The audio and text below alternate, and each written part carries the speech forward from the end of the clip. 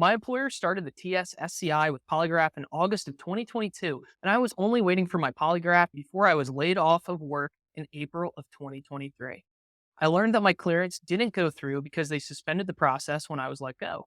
How can I get a job that would be willing to complete the process for me, or do they have to start it all over again?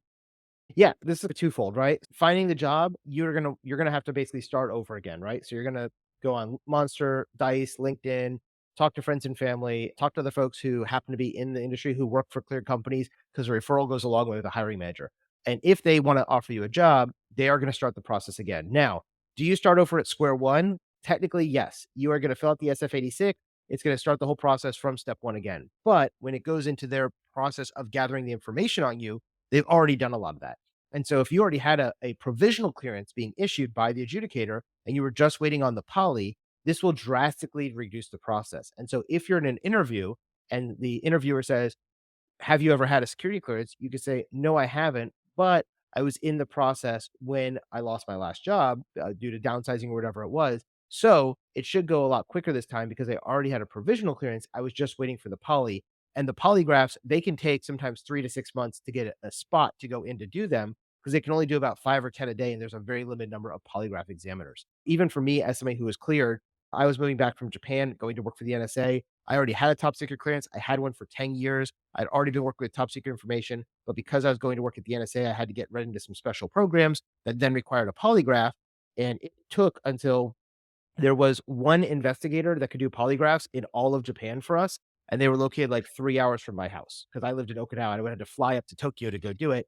And the government decided it just wasn't worth it. And like, we're just going to move you to the NSA. When you get there, you'll do your polygraph then. And I got here and then I still had to wait like 2 months to get in to see a polygraph examiner in DC.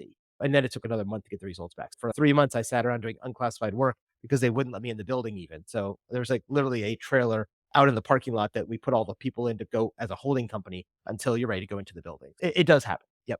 I Next question. actually had Mhm. a very similar experience with that, Jason. Yep. So I knew that I also worked at the NSA, and I knew I was going to go there. And instead of polygraphing me in Texas, where there was a polygrapher, I had to wait until I got over to Fort Meade. And then I had to wait I think I waited 3 months in order to get a slot for the polygraph.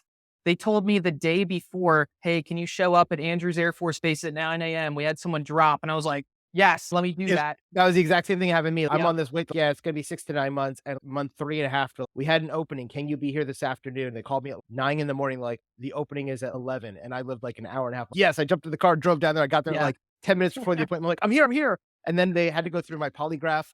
I was there for about 4 hours. For those who don't know, I'm a little bouncy. I'm a little like Energizer bunny.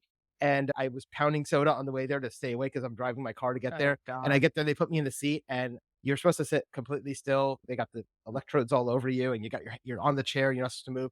And I'm sitting there, and they're like, "Why do you keep bouncing?" I'm like, I just bounce naturally. If you ever sit in a meeting with me, my leg is doing this like the whole day. It's just but it was throwing off their machine. And literally, they like, okay, sit as still as possible. All you could say is yes or no to our question.